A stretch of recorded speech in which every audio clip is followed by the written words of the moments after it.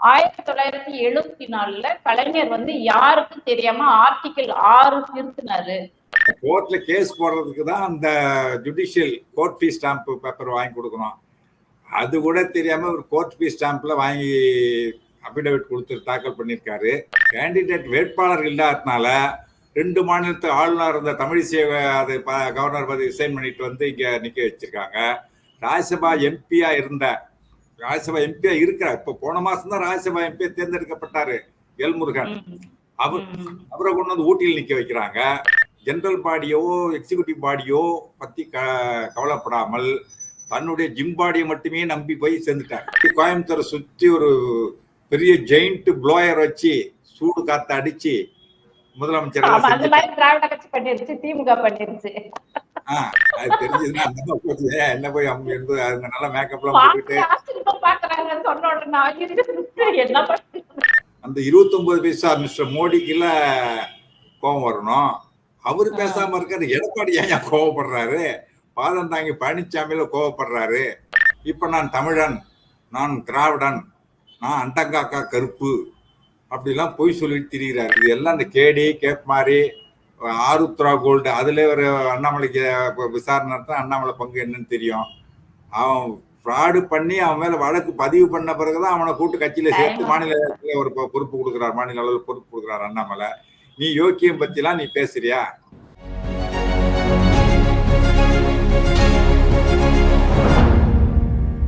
திராவிட பேச்சரங்க நேயர்களுக்கு வணக்கம். இன்று நம்முடன் நேர்காணலில் இணைந்திருப்பது மூத்த பத்திரிகையாளரும் அரசியல் திறனாய்வாளரும் ஆகிய குமார் சார் அவர்கள். சார் வணக்கம் சார். வணக்கம்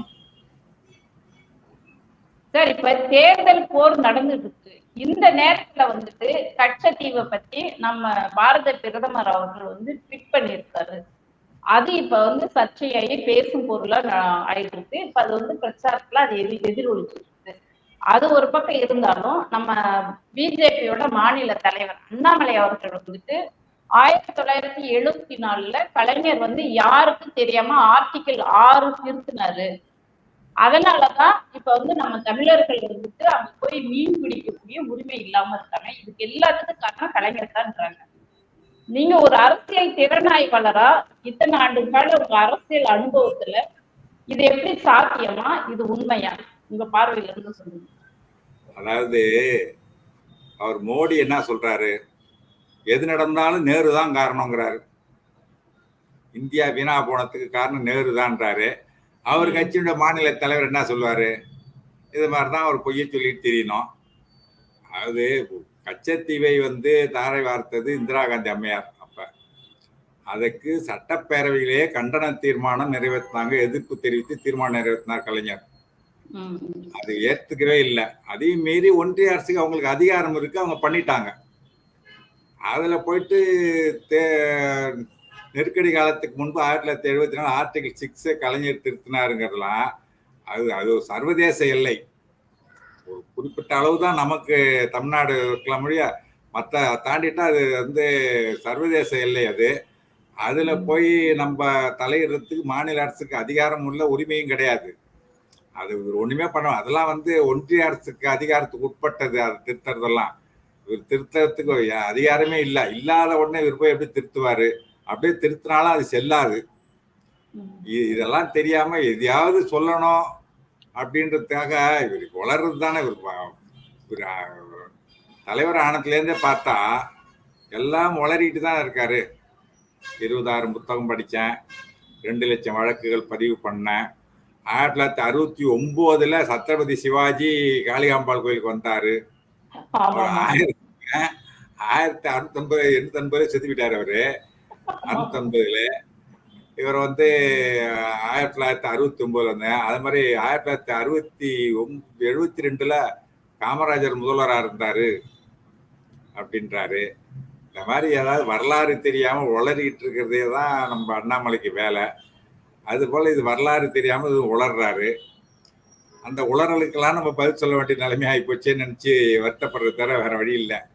மக்களுக்கு நம்ம தெளிவுபடுத்தியாவும் இல்ல, அவர்லாம் நம்ம பதில் சொல்லணும்னா இதே போனா நம்ம வாய் மூட்டு இருந்தா பொய் உண்மைன்னு ஆயிடுப்போம், மக்கள் நம்பிடுவாங்களோன்றதுக்காக பேச வேண்டியிருக்க ஒழிய மற்றபடி பாத்தீங்கன்னா இல்லைன்னா இது விவாதிக்க தகுந்த ஒரு ஆளே கிடையாது அண்ணாமலை. அது ஒரு வேஸ்ட் பீஸ், அது ஒரு காமெடி பீஸ். அதை பத்தி எல்லாம் பேச வேண்டிய நிலைமை நமக்கு ஏற்பட்டுச்சேன்னு வருத்தப்பட்டுட்டு பேச வேண்டியதா இருக்கு. அவர் அந்த தேர்தல் பத்திரம் கூட ரெண்டா கொடுத்துட்டாரு.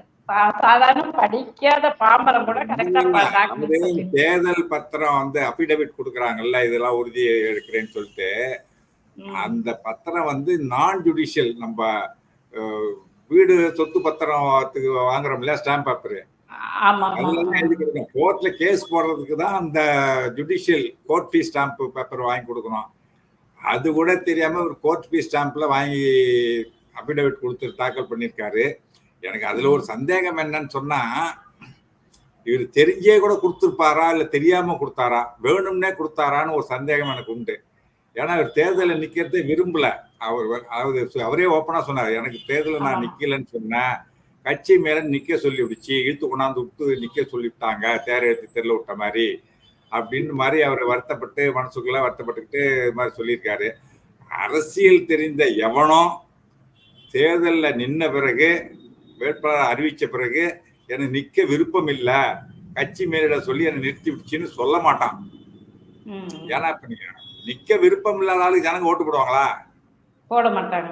போட மாட்டாங்கல்ல. விருப்பம், மக்கள் பணியாற்றுவதற்கு உனக்கு விருப்பம் இல்லைன்னு சொன்ன பிறகு அந்த தொகுதி மக்களுக்கு பணியாற்ற உனக்கு விருப்பம் இல்லைன்னு அர்த்தம். நிக்க விருப்பம் அந்த மக்கள் எப்படி உனக்கு ஓட்டு போடுவாங்க? ஒண்ணு அந்த அர்த்தத்துல ஒண்ணு சொல்லிருப்பாரு, இன்னொன்னு நின்னா தோத்து போயிடுவான், எதுக்கு செலவு பண்ணி தோத்து போயிடும்ன்ற பயத்தான் நிக்க மாட்டேன்னு சொல்லியிருக்காரு. அது வந்து மேலிடம் நிக்க வற்புறுத்தி நிக்க வச்சிருச்சு. ஏன்னா இப்ப அவங்களுக்கு கேண்டிடேட் இல்ல, கேண்டிடேட் வேட்பாளர் இல்லாதனால 2 மாநிலத்து ஆளுநர் இருந்த தமிழிசை அது கவர்னர் பதவி ரிசைன் பண்ணிட்டு வந்து இங்க நிக்க வச்சிருக்காங்க. ராஜ்யசபா எம்பியா இருந்த, ராஜ்யசபா எம்பியா இருக்கிறார், இப்ப போன மாசம் தான் ராஜ்யசபா எம்பியா தேர்ந்தெடுக்கப்பட்டாரு எல்முருகன். அவரை கொண்டு வந்து ஊட்டியில் நிக்க வைக்கிறாங்க. அவர் ஆல்ரெடி எம்பி, ராஜ்யசபா எம்பி. இன்னொரு 2 மாசத்துல முடிய போகுது, 6 மாசத்துல அந்த எம்பி பதவி முடிய போகுதுன்னு சொல்லி நிறுத்தினா கூட பரவாயில்ல. போன மாசம் தான் ராஜ்யசபா எம்பியை தேர்ந்தெடுத்திருக்காங்க. அவரை கொண்டு வந்து நிறுத்திருக்காங்க. இன்னொரு 2 வருஷத்துக்கு மேல எம்எல்ஏ பதவி இருக்கு நயினா நாகேந்திரனுக்கு, அவரை கொண்டாந்து நிறுத்திருக்காங்க. அதனால வந்துட்டு இப்போ இதெல்லாம் வந்து பிரச்சனை என்னன்னு சொன்னா, நம்ம இவருக்கு ஒரு பிரச்சனை அதுதானே. யாரு சரத்குமார் போய் கட்சியில சேர்ந்த பிரச்சனை தெரியுமில்ல உங்களுக்கு? எதனால என்ன 10 சீட்டு கொடுக்குறேன்ட்டாங்களாம்.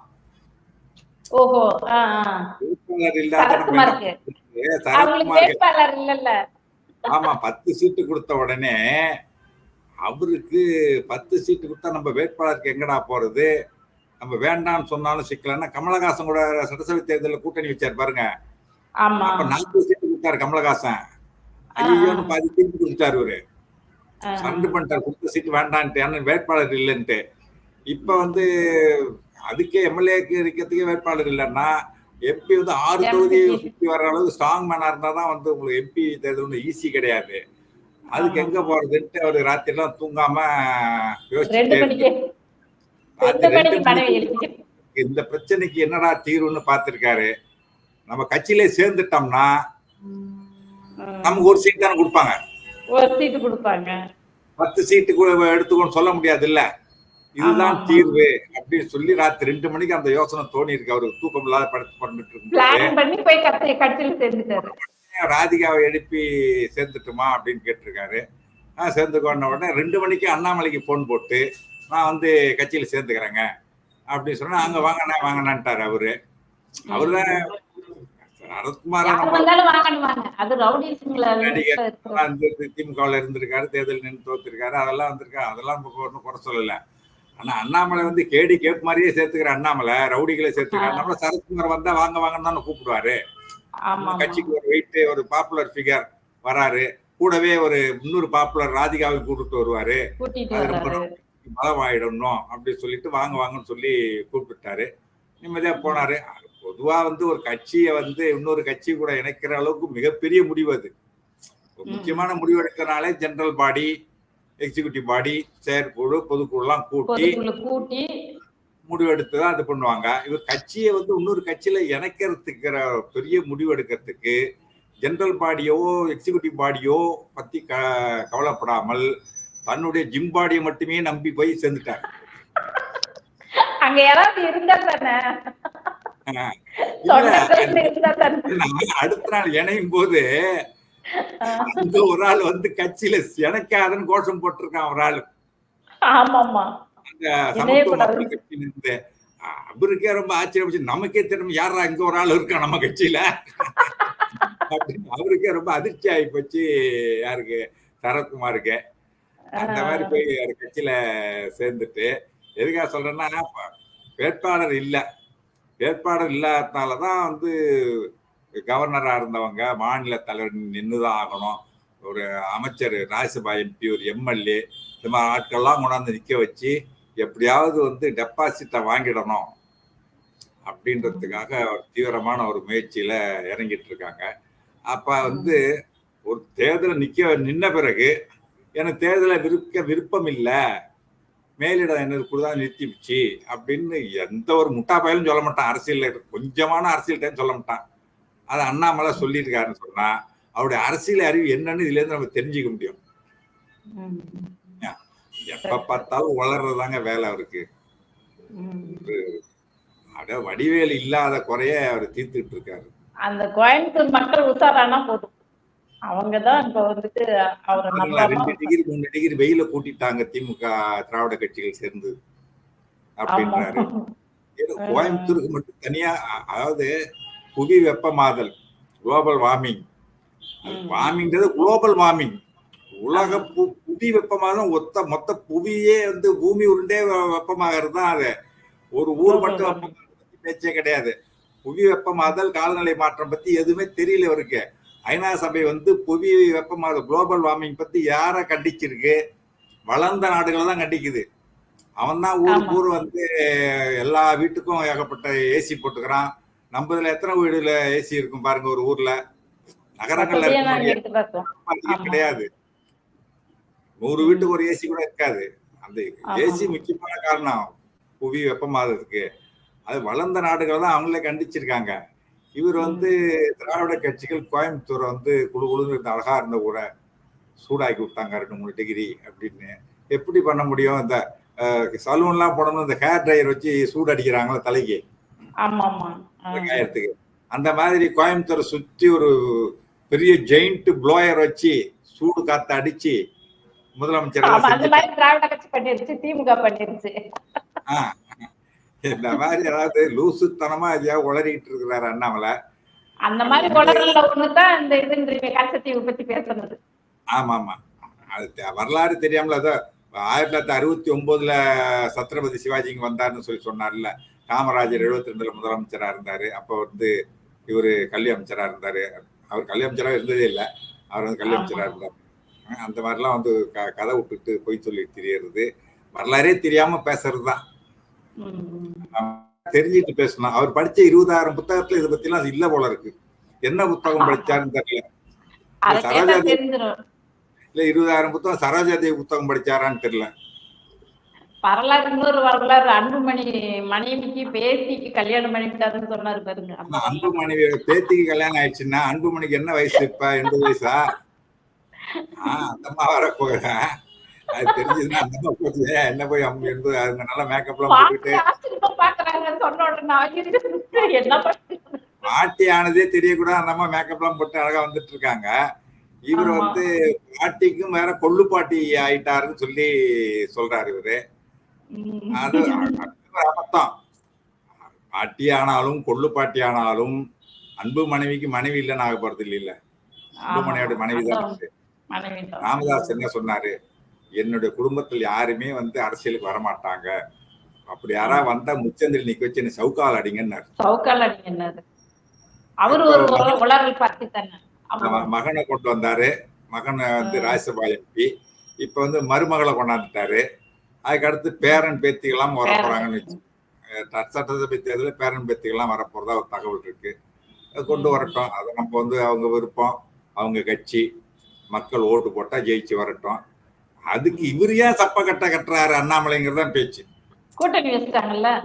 எப்படி இப்ப உதயநிதி ஸ்டாலின் நான் பேசும்போது பிரச்சாரத்துல பேசியிருக்காரு, கள்ள தூக்கி காட்டி எய்ம்ஸ் பாருங்க, கள்ள தூக்கி போட்டு அந்த கல்லை நான் எடுத்துட்டு வந்துட்டேன், இதுதான் எய்ம்ஸ் மருத்துவமனை மோடி திறந்தது அப்படின்னு சொல்றேன்னு சொன்னா, அந்த 29 பைசா மிஸ்டர் மோடிக்குல கோபம் வரணும்.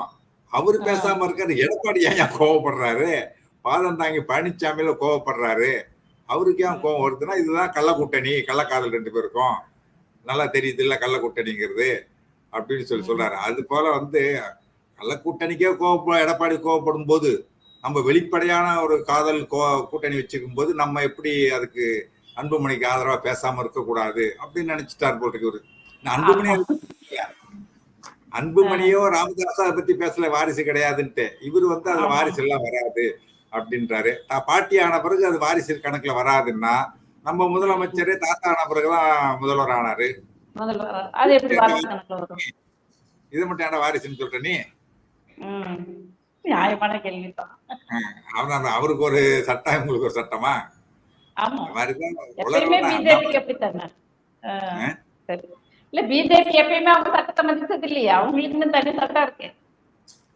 மத்தவங்களுக்கு மட்டும்தான் சட்டம், அவங்களுக்கு வேற சட்டம். அவங்க அரசியல் சாசன சட்டம் அவங்களுக்கு கிடையாது.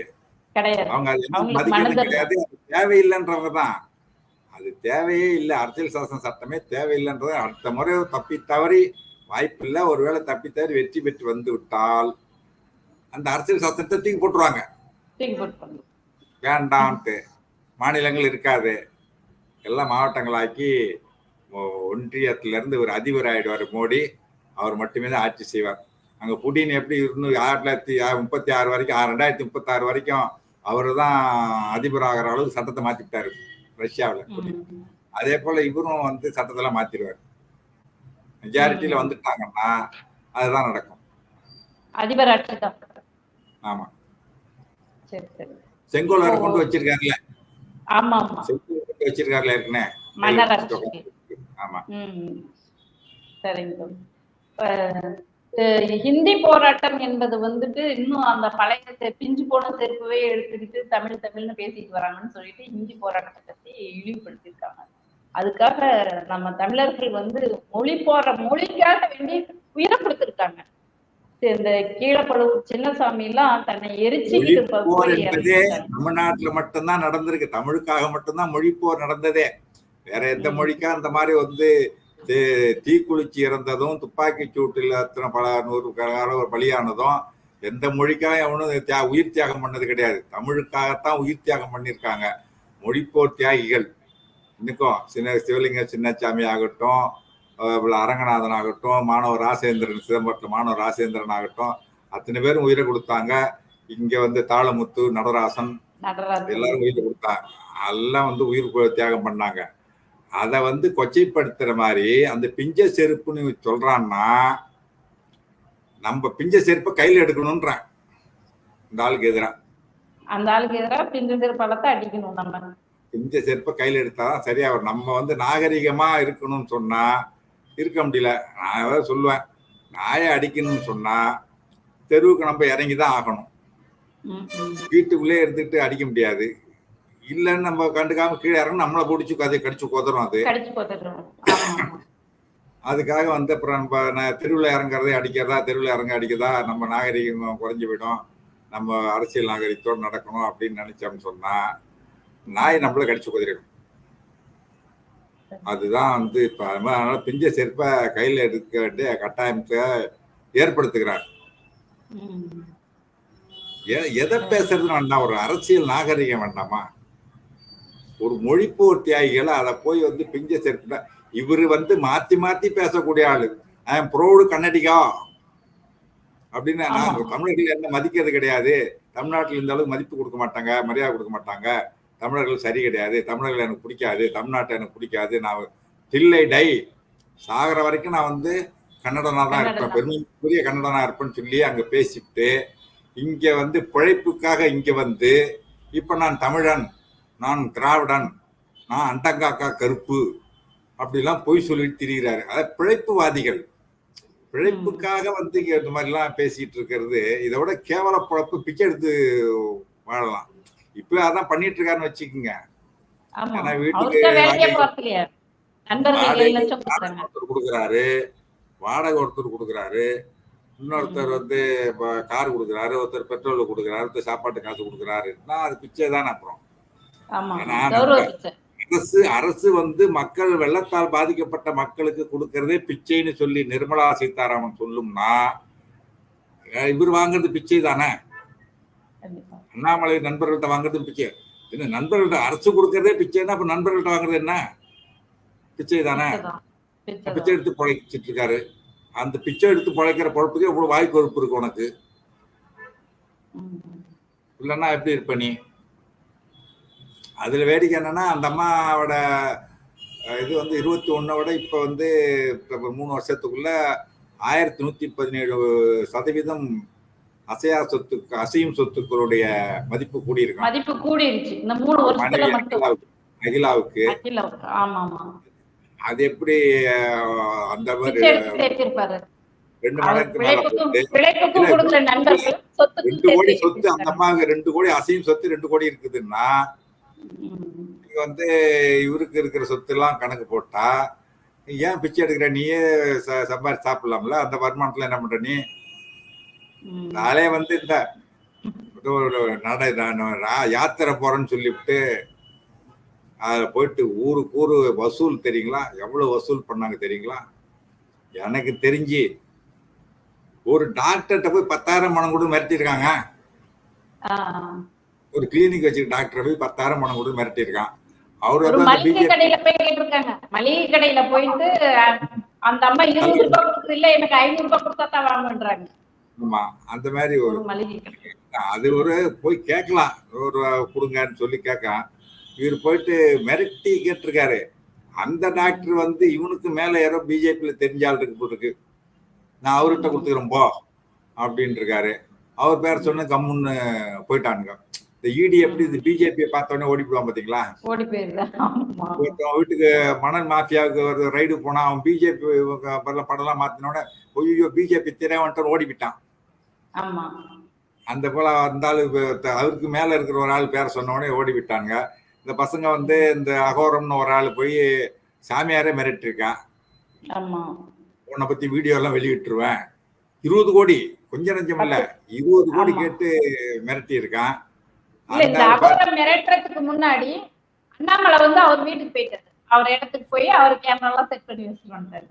ஆமா, அதெல்லாம் வந்து செட் பண்ணி வச்சுட்டு வீடியோ இருக்கு அது இருக்குன்னு சொல்லி மிரட்டினோடனே அவர் சாமியார் பார்த்தாரு. ஏதோ கொஞ்சம் முதல்ல காசு கொடுத்துருக்காரு, 10,000 20,000 வாங்கிட்டு இருந்திருக்கானுங்க. ஒரே விடியா லம்பா 20 கோடி கொடுன உடனே நம்ம எங்கடா போறது? சொத்து இருக்கும் மடத்துக்கு, லிக்விட் கேஷ் 20 கோடிலாம் இருக்காது அவங்கள்ட்ட.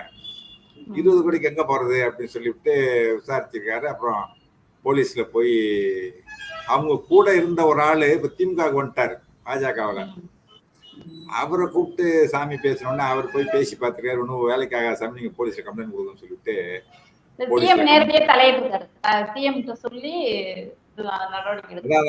சொல்லிதான் வழக்கு பதிவு செஞ்சு இப்ப இருந்தாலும் அகோரத்தை அரெஸ்ட் பண்ணிட்டாங்க. ஏற்கனவே 2-4 பேர் அரெஸ்ட் பண்ணிட்டாங்க. இது எல்லாம் இந்த கேடி கேப் மாதிரி ஆருத்ரா கோல்டு அதுல ஒரு அண்ணாமலைக்கு விசாரணை நடத்த அண்ணாமலை பங்கு என்னன்னு தெரியும். அவன் ஃப்ராடு பண்ணி அவன் மேல வழக்கு பதிவு பண்ண பிறகுதான் அவனை கூட்டு கட்சியில சேர்த்து மாநிலத்துல ஒரு பொறுப்பு கொடுக்குறாரு, மாநில அளவில் பொறுப்பு கொடுக்குறாரு அண்ணாமலை. நீ யோக்கியம் பத்திலாம் நீ பேசுறியா? கேவலமான பொழப்பு நீ பொழைக்கிறது. இவரை பத்தி யோக்கியம் பத்தி ஊழல் இல்லைன்றது பத்தி நேர்மை பத்தியும் பேசிட்டு இருக்கிறாரு. இவரு நிருபர்களை குரங்குன்னு சொல்றது, இன்னும் ஆபாசமாலாம் பேசுறது, கேட்டா எங்க ஊர்ல அதுக்கு அர்த்தம் வேறங்கிறது, இந்த மாதிரி எல்லாம் பேசிட்டு திரிகிற அண்ணாமலை வந்து பிஞ்ச செருப்புன்னு சொல்றதெல்லாம் திமிர்த்தனமான பேச்சு. அது அவர் வாயை வச்சுக்கிட்டு சும்மா இருந்தாருன்னா டெபாசிட் இழக்கதோட போகும் தேர்தல்ல. இதுக்கு மேல பேசிட்டு இருந்தாருன்னா நோட்டாவுக்கும் கீழே போயிடுவார். ஆமா, வாயை வச்சுட்டு இருந்தா டெபாசிட் இழக்கிறதோட தப்பிக்கலாம். இந்த மாதிரிலாம் வந்து தமிழர்கள் உணர்வுகளுக்கு எதிராக தமிழ் போராட்டத்தை தமிழர் உணர்வுகளை கொச்சைப்படுத்தி பிஞ்ச செருப்பு அப்படி இப்படிலாம் சொல்லி வந்து அவர் திமிர்த்தனமா பேசிக்கிட்டு இருந்தாருன்னா நோட்டாவுக்கும் கீழே தான் போகணும். இப்பவே அப்புறம் ஓட்டு கேட்க வரத்தே உள்ள விடமாட்டாங்க. அப்புறம் நீ ஓட்டு கேட்க போக முடியாது, இந்த மாதிரி பேசிட்டு இருந்தீங்கன்னா அதுதான் நடக்கும். தமிழர்கள் உணர்வுகளோட தமிழ் உணர்வுன்றதான் அவனுக்கு எல்லாருக்கும் மொழி. நமக்கு அது உயிர். ஆமா, அது அதை வச்சுதானே போய் நம்ம நீ தொட்டினா அதை தொட போய் தானே பக்தவச்சலம் வந்து, அதாவது அந்த மட்டும் தொடாம இருந்தா திமுக அவ்வளவு சீக்கிரத்துல ஆட்சிக்கே வந்திருக்காது.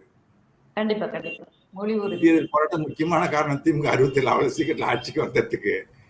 அதெல்லாம் வரலாறு தெரிஞ்சு அந்த மாதிரிலாம் பேச இல்ல, மாட்டாங்க. ஒவ்வொரு டைம் ராஜாஜி காலத்துல இருந்தே ஒவ்வொரு டைம் திணிக்கும் போதெல்லாம் அண்ணா வந்து பெரியார் கூட இருந்தே பண்ணிருக்காரு. 35ல தானே 1934 வந்து முதல் இந்திய போராட்டம் தொடங்குச்சு. அப்ப ஆமா. வந்து பெண்கள் மாநாடு நடந்தது. அதுல 2வது நாள் பெரியார் போய் பேசும்போது பெண்கள்லாம் இந்திய எதிர்ப்பு போராட்டத்துல கலந்துக்கணும்னு சொல்லி சொன்ன உடனே அதுக்கு அடுத்த நாள் மாநாடு முடிந்த அடுத்த நாளே பெண்கள் எல்லாம் வந்து இந்திய எதிர்ப்பு போராட்டத்துக்கு வந்து அது கை குழந்தையோட வந்து சிறை சென்றதெல்லாம் உண்டு. அதுல பெரியாரும் கைதானாரு. ஆமா. அது வாதாடத்தை வக்கீல் வச்சுக்க மாட்டோம்னு அவரே வாதாடி சிறை சென்றார். அதுதான் வரலாறு. பெண்களே அந்த அளவுக்கு ஒரு வந்து உணர்வோட வந்து தமிழ் உணர்வோட வந்து கலந்துக்கிட்டு இந்திய போராட்டத்துல கலந்துக்கிட்டாங்க. இந்த குழந்தையோட தான் கைதானாங்க. குழந்தையோட கைதானாங்க. அந்த வரலாறுலாம் தெரியாம அதுதான் தமிழ்நாட்டுடைய அன்னைக்கு இன்னைக்கும் வந்து, அதாவது அண்ணா சொன்னாரு 1968 நான் ஆட்சி பொறுப்பேற்று 3 காரியங்கள் செய்திருக்கிறேன். ஒன்று, இந்த மண்ணுக்கு தமிழ்நாடு என்று பெயர் வைத்தது. 2வது, சீர்திருத்த திருமணத்தை சட்டபூர்வமாக்கியது. 3வது, இருமொழி கொள்கை தான் இந்திக்கு வேலை இல்லை என்று சொன்னது. இந்த 3லும் நாம் செய்து விட்டதால் இவரை விட்டு வைக்கலாமா என்று நினைக்கிறார்கள். நீங்க நினைத்தால் எங்கள் ஆட்சியை கவிக்கலாம், ஆட்சி என்று அகற்ற வேண்டும் என்று கொந்தளிக்கிறார்கள். முடிந்தால் செய்து பாருங்கள் என்று சொல்ல மாட்டேன். உங்களுக்கு அதிகாரம் இருக்கிறது, நீங்கள் நினைத்தால் செய்யலாம். ஆனா அப்ப பொம்மை கேஸ்லாம் வரல. மத்திய அரசு நினைச்சா கவுத்து விடலாம். இந்த அண்ணாதுரையை நீக்கிவிட்டு வேறு யாரை கொண்டு வந்து வைத்தாலும் இன்றல்ல இன்னும் எத்தனை ஆண்டுகள் ஆனாலும் சரி, ஒரு பேர் இருக்கிற கை வைக்க நினைத்தால் நினைக்கும் போதே மக்கள் வெகுண்டெழுவார்களே என்ற அச்சமும் கூடவே எழும். அந்த அச்சம் இருக்கும் வரை இந்த நாட்டை அண்ணாதுரை தான் ஆண்டு கொண்டிருக்கிறான். தமிழ்நாடுன்னு சொல்லாத தமிழகம்னு சொல்லுன்னு சொல்லிவிட்டு இந்த RSS ரவி சொல்லி என்ன பாடுபட்டாரு. எவ்வளவு எதிர்ப்பு வந்தது. மாத்திக்கிட்டார்ல வேற வழி இல்லாம. அது போல வந்து தமிழ் மொழி அதுல கை வச்சின்னா உன் நிலைமை என்ன ஆகுன்றது இதெல்லாம் புரிஞ்சுக்கணும். இன்னைக்கு வரைக்கும் அதை ஹிந்தி படிக்க நீ வந்து மேடையில் ஏறி சொல்லியா பார்ப்போம். நீ சொல்றில்ல, நாங்கள் ஆட்சிக்கு வந்தால் இந்தி கட்டாய படமாக்குவோம் அப்படின்னு நீ தமிழ்நாட்டுல மேடையில் ஏறி நீ தைரியமா சொல்லு, ஓட்டு கேளு, நீ சொல்லி பாரு. நான் சவால் விடுறேன். நீ சொல்லு, இல்ல அந்த மோடியை வர சொல்லி சொல்லு, அமித்ஷா வர சொல்லி சொல்லு, நாங்கள் ஆட்சிக்கு மீண்டும் வந்தால் இந்தியை கட்டாய படமாக்குவோம் தமிழ்நாட்டிலும் அப்படின்னு சொல்லக்கூடிய துணிச்சல் இருக்கா? தேர்தல் வர்றாரு வாயே திறக்க மாட்டானோ. தேர்தல் முடிஞ்ச பிறகு இந்தி படிப்பா, தேர்தல் சொல்ல மாட்டான். அந்த அறிவு கூட அண்ணாமலைக்கு இல்லாமல் இந்த நேரத்துல சொல்லி பேசுறாரு. தமிழர்கள் உணர்வுகளுக்கு எதிராக தமிழர் உணர்வை புண்படுத்தி தமிழர்களை இழிவுபடுத்தக்கூடிய வகையில பேசுற அண்ணாதுரைக்கு, அந்த அண்ணாமலைக்கு தமிழக மக்கள் வாக்கு சீட்டு மூலம் சரியான பாடம் கற்பிப்பாட்டும். ஏப்ரல் 19 இருக்கு, பிஞ்ச செருப்படுத்திட்டு வருவான் அவன். தமிழக பிஞ்ச செருப்பால் அடிக்கிறதுன்னா நோட்டாவை கீழே கொண்டு போறதுதான். குறைஞ்சபட்சம் டெபாசிட் காலி பண்றது தான் பிஞ்ச செருப்பால் கொடுத்த அடி அண்ணாமலைக்கு. அது நடக்கும், நடந்தே தீரும். ஆமா, சரி, நல்லது சார். நம்மளோட பல்வேறு கருத்துக்கள், அரசியல் அனுபவத்துல வரலாற்று நிகழ்வுகள் நிறைய சொல்லியிருக்கிறீங்க. ரொம்ப நன்றி சார். மகிழ்ச்சி. நன்றி, வணக்கம்.